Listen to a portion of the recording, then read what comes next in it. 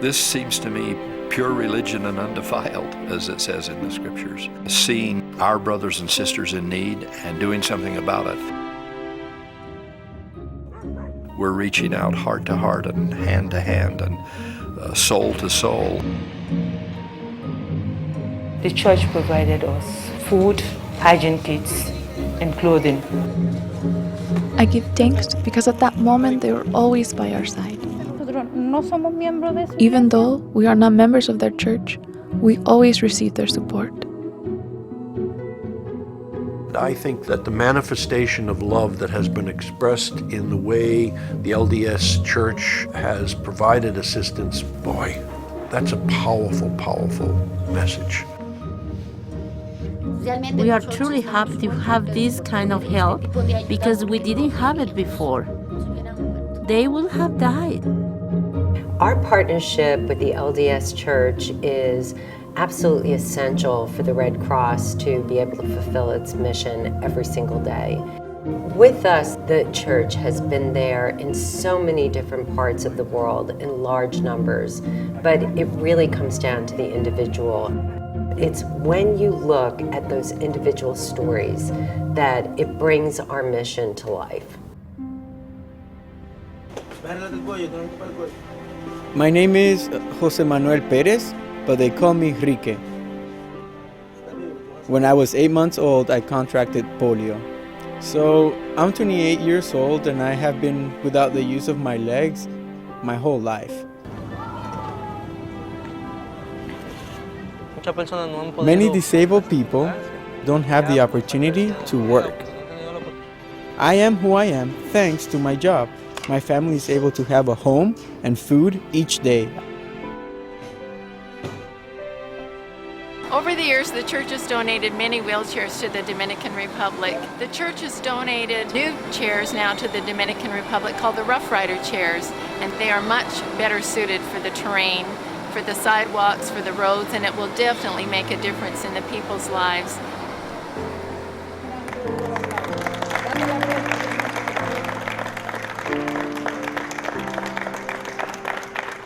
I climbed in the chair for the first time and tried it out. Wow, it's me. It's mine. I couldn't believe it.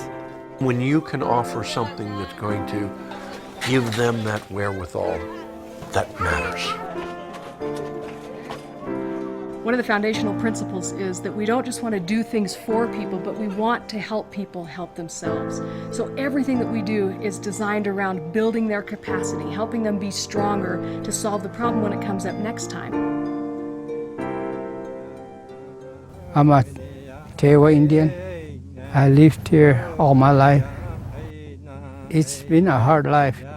The ground is not productive because of the drought. You have severe high winds, lack of rain. All those things are elements against you. They're great farmers, but you struggle because of the harshness. Well, when I first heard it, that they were going to bring this project in, I jumped, I want that for my people. And he told me that they were going to have a get-together concerning a garden. Thereafter, I attended all the garden sessions, and I was able to learn how to plant a garden. The garden project is such a great blessing to our people here in Kayenta. My first time gardening, and it's been quite an experience in regards to learning how to work together and the effort that it takes to put something like this together, and just a lot of learning and a lot of responsibility and a lot of love. It's allowing people to see that they can actually be self-sufficient. Your appreciation for life is seen from a different perspective. And your prayers are different. Your prayers for your children, your prayers for your garden, your prayer for the land and for the rain. One of the reasons that we do the projects that we do is because of our real sincere commitment to follow the example of Jesus Christ, to relieve suffering in the world and to make life better, because we truly believe these are our brothers and sisters and their lives are connected to our lives, and what we do for each other matters. You know, really the heart of this humanitarian work is the volunteers who give so generously of their time and resources. I'm 96 years old, and I'm so grateful that I can do something worthwhile. We know that there are people all over the world who need these quilts that we're making. We have such a feeling of satisfaction knowing that we in some way, some little way, are helping them. We all can do a little bit, which in the long run really adds up to a lot. At my age, you know, I could be just sitting around waiting for each meal. But I don't want to do that. I think it sort of boils down to true believers of Christ and his teachings, and I'm amazed at every aspect of every life that the LDS Church touches throughout the world. When I saw him for the first time, he seemed in bad shape. I thought he wasn't going to live. Each day in our hospital, approximately 2 or 3 children need to be resuscitated at birth. The Church of Jesus Christ of Latter-day Saints has given us a marvelous contribution by providing courses in neonatal resuscitation. We carry out 2 to 3 training courses each year to train about 10 to 15 doctors, nurses, and medical residents. Training the trainers. And that group can then teach and train. And so there's a sort of a ripple effect here that little pebble in the pond goes a very long way. The help and support have been of such great benefit that the infant mortality has significantly decreased in our hospital. With the help of the Mormons, we have brought these trainings to every part of the country. We really have no way of paying them for all they do. Every time I come, I see him nice and clean and healthy. I see him breathing better, calmly. I thank God for everything he has given me. For the baby who is making good progress, I thank God. Prayers are answered most of the time, I think, by God using other people. Well, I pray that he'll use us. I pray that we'll be the answer to people's prayers. The most critical thing about disaster response is moving large groups of people to the site of a disaster. And there is no one that can mobilize groups of people better than the LDS Church. They have helped us in our vaccine program to help stamp out measles, which sadly is a disease that takes the lives of so many children each year. We're very aggressively vaccinating children all around the world, and they have helped us by providing feet on the ground to help us be able to do this. I think when groups of different faiths can come together, it can be transformative. Not caring about what religion somebody might be, or what political persuasion or ethnicity. If you need help, you're helped. In our country, very few people have water in their homes.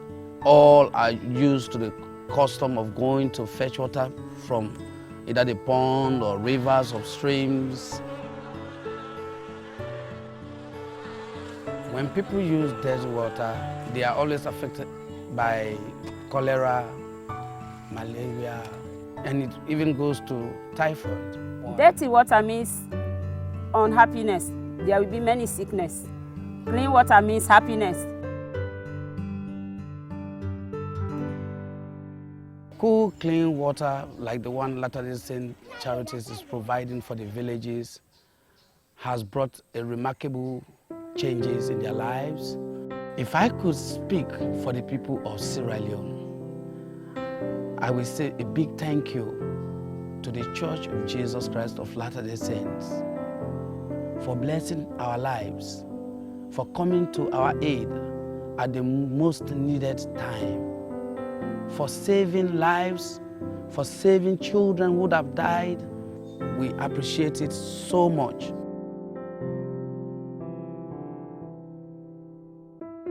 LDS Charities is here in Jordan working with local organizations to provide relief for Syrian refugees. One of the stories that has really touched our hearts is that of a little girl named Nadia. As her family was escaping out of Syria, Nadia was shot in the back. She's 12 years old. She's just 12 years old. Her dad picked her up in his arms and walked 12 miles to get her help. They came with nothing. They had what they could carry, and what they could carry was Nadia. It gets very cold in Jordan, and Nadia's family needed blankets, quilts, coats, hats, and we were able to provide these things for them. When we brought the wheelchair, we were able to bring her outside for the first time. She had been laying on a little 4-inch foam pad for a long, long time. And the wheelchair allowed her to come out and to be part of life again. جابوا لها كرسي، جابوا لنا ثياب، جابوا لنا ستر شتوية. يعني بقدر استطاعت الإنسان يعني بيقدم لواحد إنه بنته مضروبة ومشان يرجع الفرحة للبنت يعني. We all have ringing in our ears Jesus' declaration that inasmuch as you've done it unto the least of these, you've done it unto me. The great commandments are to love. It's a privilege to be able to serve people. It's a privilege to be God's hands. We found that as different as we are, we have so much that's the same. And it's easy to love each other.